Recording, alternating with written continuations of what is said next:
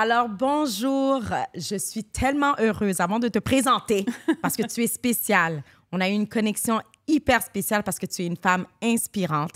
Et aujourd'hui, c'est notre tout premier Flash Lipstick and Secret. Pour te donner un contexte, le Lipstick and Secret, it's all about empowerment. Donc, c'est l'empowerment de la femme. On est là pour élever avec des conversations qui sont très profondes, des conversations de société qui sont super importantes d'avoir. Mais surtout, à travers ces conversations-là, c'est d'inspirer les autres femmes, justement, à s'élever et à devenir meilleures, le meilleur de leur potentiel.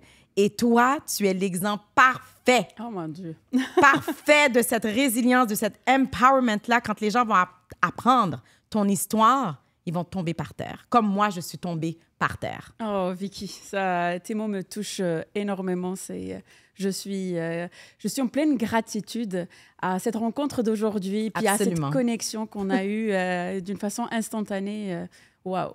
Quel bonheur de t'avoir. Alors, je vous présente Sarah Bouchki. Bouchki. Sarah Bouchki. Exact. Désolée, je suis trop excitée. Ça, c'est les émotions. Je suis trop excitée.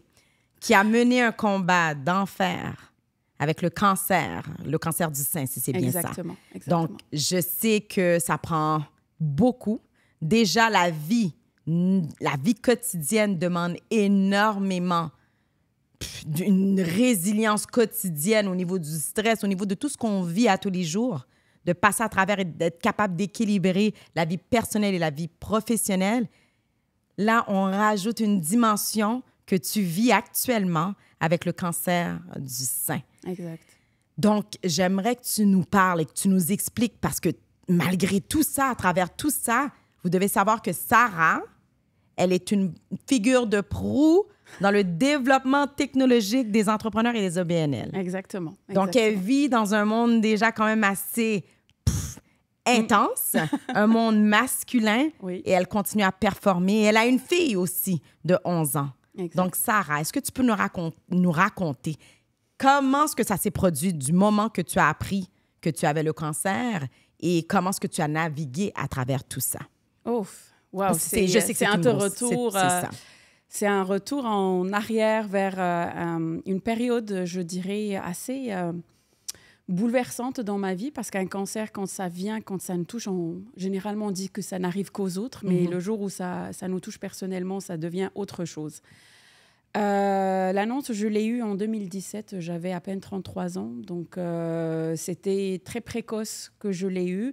C'était une nouvelle assez féroce, je dirais, mais mon seul souci à ce moment-là, c'est comment je vais l'annoncer à ma mère. Oui. Le souci, pourquoi se présenter? Parce qu'elle avait déjà vécu une situation similaire avec ma tante maternelle, qu'elle a accompagnée jusqu'à ce qu'elle n'est plus avec nous. Et du coup, comment je vais aller vers ma mère pour lui annoncer que voilà, aujourd'hui, je pourrais peut-être vivre la même situation. Et on sait très bien que cancer, dont la façon avec laquelle on le voit, on le perçoit, égale mort. Donc, mon seul souci, c'était ça. Puis, quand je disais à mon oncologue, quand il m'a annoncé la nouvelle, il m'a dit « Madame, je parle de vous, mais je ne parle pas de votre mère. » Je lui dis « Oui, je sais, mais moi, aujourd'hui, mon souci, c'est ma mère. » Donc, je le lui ai annoncé avec toute la possibilité d'être un peu plus rigolote, mais c'était une annonce déjà difficile à le faire. Puis après ça, qu'est-ce que j'ai fait? J'ai pris 2 jours de silence. Je voulais juste comprendre qu'est-ce qui m'arrivait. Ma petite, elle avait 3-4 ans à cette époque-là. Donc, je vivais des émotions tellement fortes. Comment je vais gérer la situation? Qu'est-ce que je fais? Où est-ce que j'en suis? Et puis, je me suis posé une seule question. Je me suis dit, Sarah, aujourd'hui, tu as 2 choix. Tu as 2 choix. C'est soit de rester à côté, de pleurer ton sort, ou tu as le choix d'aller de l'avant et de combattre la maladie. Puis là, je suis à côté de toi, donc tu sais un peu le choix que j'ai pris. Donc, je suis allée de l'avant. Voilà. Je partais faire mes chimios le vendredi avec bien maquillée. En plus! Bien sûr! Ah, tu vois, ça, c'est un conseil que tu peux passer aux femmes. C'est justement ça, à travers ton histoire. C'est incroyable de se maquiller. Qui a envie de se maquiller pour aller faire de la chimio? Personne. Non. Mais pour moi, c'était une façon de se dire... advienne que pourra, je suis là, je garde mon côté féminin, je garde ma beauté, parce qu'on le sait très bien que ça change au niveau, du corps, au niveau des cheveux, avec la perte des cheveux, etc. Mais je faisais ma chimio le vendredi et lundi, j'étais au bureau. Wow. Je faisais ça par choix. Pourquoi? Parce que j'avais une équipe, j'avais un nouveau projet, j'étais gestionnaire d'équipe à l'époque. Et je voulais aussi donner l'exemple. Et l'exemple de se dire, et c'est ce que je répète toujours à ma fille, de lui dire, on peut avoir un pied à terre, on peut se relever, mais on peut même des fois avoir les 2 pieds à terre et on peut toujours se relever parce que c'est le choix qu'on va faire à travers toutes les situations qu'on peut vivre. Puis moi, c'est le choix que j'ai fait dans la vie.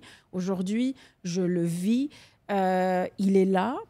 Il y a quelques années aussi, si je continue dans mon histoire, je l'ai vécu, puis c'est ramené la perte des cheveux, donc déjà une certaine confiance en soi ça casse notre féminité, parce qu'on se dit, les cheveux, dans ma culture marocaine, c'est la moitié de beauté d'une femme, donc comment je vais me voir dans le miroir, comment les autres vont me percevoir, mais surtout, comment ma fille va me voir avec et sans cheveux. Donc ça, c'était un dilemme que j'avais au début.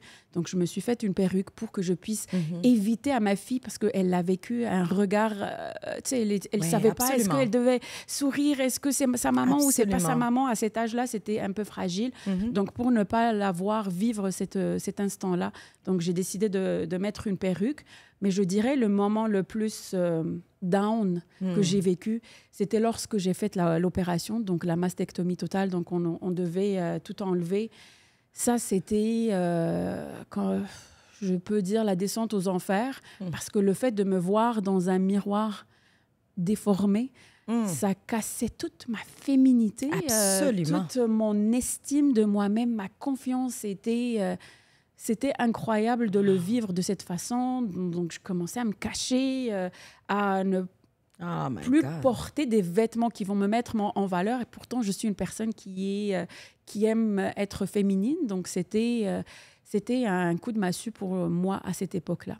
Mais heureusement... Mais comment est-ce que tu as fait pour surmonter justement cette période de dépression? Parce que moi, mon père a vécu le cancer.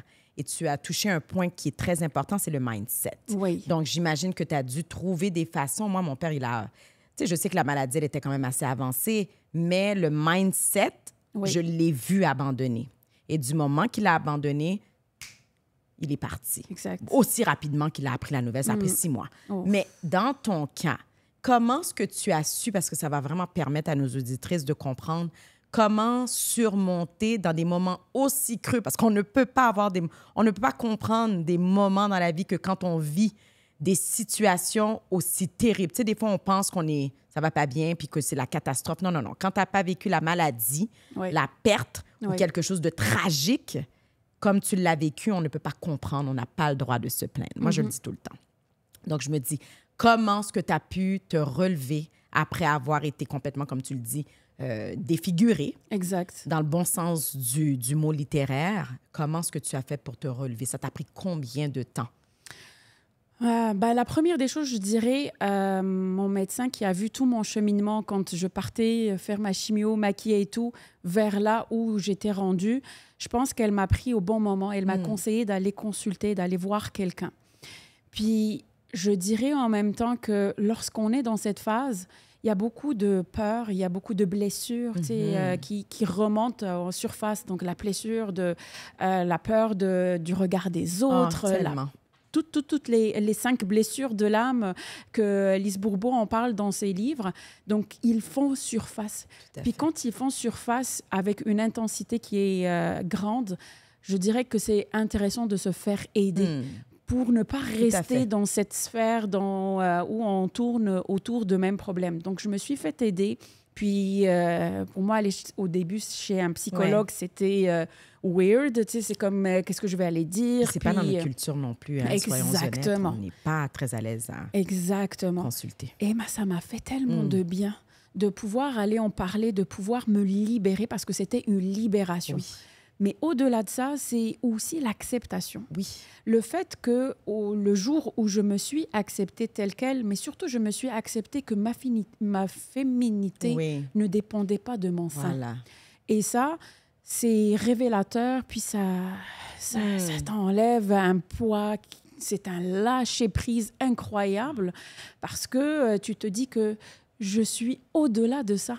Je suis un être humain et c'est pas ça qui va me limiter. Ma seule limite, c'est moi-même. Et c'est ma seule limite, elle est dans mon mindset. Absolument. Puis comme tu l'as dit, moi, je l'ai appris au niveau du mindset quand j'ai récidivé. Et là, ça venait chercher mon énergie avec les nouveaux traitements. Donc, j'étais souvent au lit et tout. Puis moi, je suis une personne énergétique. Donc, touchez-moi partout, mais pas mon énergie. Et là, me sentir du jour au lendemain inutile, que j'étais alitée, que je devais dépendre des autres, c'était vraiment limite humiliant pour moi comment je le vivais. Mais la seule chose que j'ai appris à travers ça, ou je dirais même deux, c'est que je n'ai pas le contrôle sur rien, parce que ce n'est pas une maladie que j'ai choisie. Je ne choisis pas le moment où je vais être fatiguée ou pas, et je ne choisis pas non plus les effets secondaires des traitements. Donc tout ça, je ne le choisis pas. Donc ce qui se passe dans mon corps, même si c'est mon corps, je ne suis pas responsable de tout ça. La seule chose sur laquelle j'ai le contrôle, c'est mon mindset. Je savais que si je me dis à moi-même et si je contrôle les idées que je me dis, je peux aller de l'avant. Tout à fait. Et ça, c'était révélateur. La deuxième des choses, c'est lorsque je me suis dit, même pas je me suis dit, mais c'est que j'étais dans le combat contre moi-même de toujours rester la même Sarah énergétique dans son environnement actuel, puis c'était épuisant. Oui, c'est épuisant. Mais le jour où j'ai switché ça, c'est-à-dire que j'ai adapté mon environnement selon ma situation, ça c'était aussi un moment qui a complètement changé ma façon de voir les choses. J'ai mon environnement qui s'adapte à ma situation, mais c'est pas l'inverse. C'est ça. Et donc, je me donne le droit d'accepter mes downs quand je suis pas bien. Absolument. Donc, je suis devant Netflix, puis c'est correct. C'est correct d'avoir des journées comme ça. Il faut l'accepter. Exact. C'est bien correct. Puis, c'est correct aussi quand j'ai mes journées où je suis en pleine énergie. Je suis comme une pile, du Duracell. Et c'est correct aussi.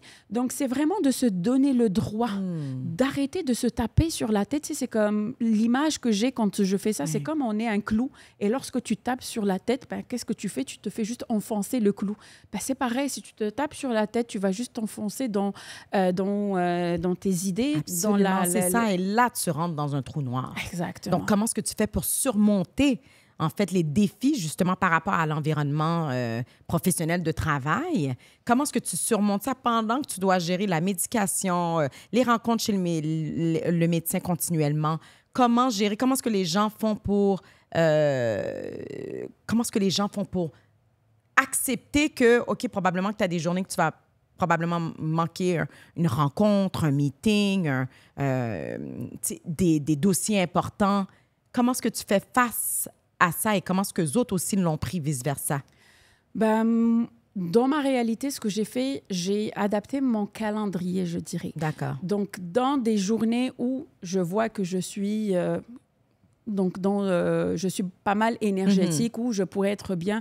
c'est les moments où j'ai calé mes rencontres. Donc, lorsqu'on va choisir des rendez-vous avec moi, il y a des plages horaires qui sont fixées pour ça. Pourquoi? Parce que dans les journées qui ont suivi tous les traitements et tout, j'ai remarqué, je me suis analysée. Donc, j'ai remarqué que, dans ces plages horaires, je suis beaucoup plus productive. Donc, je m'analyse beaucoup là-dedans. Puis, comment aussi dépasser ça? C'est aussi se poser les bonnes questions. Puis la question que moi, je me suis posée quand j'ai eu la nouvelle de la métastase, celle-ci était comme, c'est la mort. Puis quand on dit c'est c'est vraiment ça. Puis j'étais en pleurs parce que je me disais... Est-ce que c'est ce que les médecins t'ont dit aussi? Te confirment ça? Non, ils te le confirment pas. C'est quand tu cherches, tu pousses les recherches et tu vois que voilà, il y a métastase, donc il y a un risque. Donc je me disais, j'ai envie de voir ma fille grandir devant moi, j'ai envie de la voir, de l'accompagner en tant que mariée, j'ai envie de voir ses enfants. Absolument. Mais là, je me disais, non, je peux pas faire ça. Mais le jour où je me suis assise et je me suis posé une question et je me suis dit, Sarah, aujourd'hui, sur cette terre, est-ce qu'il y a une personne, que ce soit un médecin, un infirmier, un prêtre, un imam, peu importe la qualité de cette personne, elle peut te confirmer la date et l'heure à laquelle tu vas mourir? Never. Personne. Donc le jour, je le dis, j'ai la chair de poule là. Le Moi jour aussi. où, comme je me suis posé la question, je me dis, mais personne. Pourquoi Impossible. moi je vais m'infliger tout ça? Il y a personne qui va me dire que oui, demain ou après-demain, je vais mourir. Personne. Alors, c'est à moi de prendre ma vie en main et que je le vis chaque jour comme le bon Dieu, il me l'a donné. Absolument. Et donc, chaque matin, je me réveille, je suis en pleine gratitude d'être encore là et de vivre ma journée telle qu'elle est, telle que je vais la voir. Et avant de dormir, je remercie le bon Dieu d'avoir vécu cette journée comme elle est. Donc, j'ai appris le sens de vivre le moment présent. Voilà. Exactement. C'est ça le mot-clé. C'est vivre le moment présent. Et j'ai compris qu'à travers tout ce que tu vis, et tout ce que tu fais, ça t'a tellement donné une force, une résilience incroyable que j'ai compris que tu développes aussi. Je pense que tu as un écosystème de femmes que tu accompagnes ou que tu inspires à travers des conférences, si j'ai bien compris. Exactement. À travers tu as un podcast aussi qui se nomme? Et c'est Au-delà des défis, l'entrepreneuriat et la résilience. Effectivement, je partage mon histoire. Je partage aussi des histoires de personnes que j'invite, des femmes aussi inspirantes. Ouais. Des fois, beaucoup plus, je trouve, leurs histoires, elle est encore plus inspirante que la mienne. Parce que je me suis dit, il faut qu'on en parle. Ouais. Il faut qu'on partage. C'est une peur. Oui, c'est une peur la peur de la mort. Je pense que c'est la première peur de tous les êtres humains sur cette terre. Puis, à travers mon podcast, c'est ça, je veux inspirer, je veux donner de la motivation. Donc, il y a des femmes inspirantes qui viennent nous partager leurs histoires. Il y a des spécialistes aussi qui peuvent nous partager des idées, des choses sur lesquelles peut-être qu'on ne voit pas, qu'on ne remarque pas. Et au-delà de ça, donc c'est au-delà des défis. Exactement. Au-delà de ça, je suis aussi entourée par des organismes parce que je me dis, dans cet écosystème, il y a l'histoire de la femme, il y a le spécialiste, mais il y a aussi les organismes qui offrent des services pour accompagner, pour passer à travers ça et puis pour aussi faire grandir cette résilience parce que oui, si on ne l'a pas, mais on peut l'avoir, on peut la travailler avec tout l'écosystème qui peut être autour de nous. Incroyable. Bravo pour tout ce que tu fais. Je pourrais te garder pendant des heures et des heures pour en discuter. Oh my God, je trouve ça vraiment, vraiment inspirant. J'ai une dernière question pour toi par rapport à ta fille. Oui. On sait qu'en tant que parent, en tant que maman, c'est notre progéniture. Oui. On est complètement attaché à ces êtres. Donc, comment est-ce qu'elle fait face de voir sa maman passer à travers? Est-ce qu'elle le comprend? Comment est-ce qu'elle le vit? Avec ma fille, j'ai mis en place comme une discussion, comme on dit, terre à terre. Oui. Donc, il n'y a aucun tabou de poser n'importe quelle question autour de la maladie parce qu'on sait que les enfants, ils ont une imagination débordante. Oui. Donc, je ne voulais pas qu'elle soit dans l'imagination de situations et qu'elle soit dans une peur qu'elle ne peut pas contrôler. Tout à fait. Donc, le jour où, à 3 ans, 4 ans, on n'en a pas parlé, mais là, maintenant, on en parle à tous les jours. Qu'est-ce que ça fait? Qu'est-ce que ça vit? Est-ce que c'est des douleurs? Quand je pars dans mes contrôles, donc, qu'est-ce que le médecin m'a dit? Et je lui parle comme un adulte. Absolument. Parce que je sais qu'il y a des fois, les enfants, ils sont assez matures et assez intelligents pour comprendre certaines situations. Et si moi, j'essaye d'esquiver certains sujets, elle va le comprendre, elle va le ressentir. Donc, je n'ai pas envie de la faire vivre dans des imaginations ou des histoires qu'elle peut craindre ou qu'elle peut se dire qu'est-ce qui se passe avec maman, etc. Quand je suis bien, on est bien, on vit, on fait des choses ensemble, on vit normalement. Donc, je fais entre guillemets, mais je sais qu'il n'y a pas une vie normale. Chacun, il a ses propres défis au quotidien. Mais quand maman, elle n'est pas bien ou elle a ses fatigues ou ses moments de down, Ben, elle le comprend, mais surtout, je lui ai dit, c'est pas contre toi, c'est juste un moment à Absolument. maman qu'elle le vit. Donc, on a cette relation assez amicale. Puis, je suis une fofolle dans le quotidien, donc on s'amuse, on rit, on danse, on sort, on fait des activités, on voyage. Donc, on a fait de la parapente cet été. C'est incroyable. Elle a fait C'est de tellement continuer peur. à vivre. Exactement. Puis de la faire surmonter, justement. Exactement. Ses propres peurs par rapport Exactement. à ça. C'est ça la clé. C'est ça, la vie, pour moi, c'est de la goûter à tous les jours. À tous les jours. De vivre et surtout de dépasser les obstacles. Parce que finalement, la peur, c'est quoi? Pour moi, la peur, c'est quelque chose qui se passe dans notre tête parce que c'est la peur de l'inconnu. On ne sait pas. Mais le moment où on fait un tout petit pas, on sait très bien que voilà, c'était juste ça. Donc, ouais. Tu es incroyable. Merci Vicky. Beaucoup. Et je sais que Merci tu vis pour de ton nombreux défis à tous les jours. Je sais que tu as envie. On n'a pas fini de parler parce qu'il y a beaucoup d'autres choses. Mais sache qu'on est là pour toi. Merci, sache Vicky. qu'on t'envoie toutes nos prières, toute notre énergie, Merci. tout ce qu'il y a de plus beau. Et tu sais, nous, on finit toujours notre podcast avec... nous, nos noms, en fait, dans V-Cosmétiques, c'est qu'on a donné des noms parce que c'est par rapport à la vie, c'est par rapport à l'inspiration. Donc, j'ai trouvé ce rouge à lèvres-là. En plus, c'est le mois du cancer du sein. Octobre rose. Donc, c'est Octobre rose. Mais ce rouge à lèvres me fait penser à toi. C'est le mot d'ordre aujourd'hui. It's happiness. Le pur bonheur. Oui. Donc, je te souhaite tout le bonheur du monde. Tu le mérites en toute vérité. Et puis, je te souhaite une continuation à vie. Donc, merci beaucoup pour ce beau partage. Et je sais que tu vas toucher des milliers et des milliers de femmes et continuer à transformer leur vie. Merci Vicky. Merci pour ton invitation, pour tes mots. Ça me touche énormément. Merci. Merci, Sarah.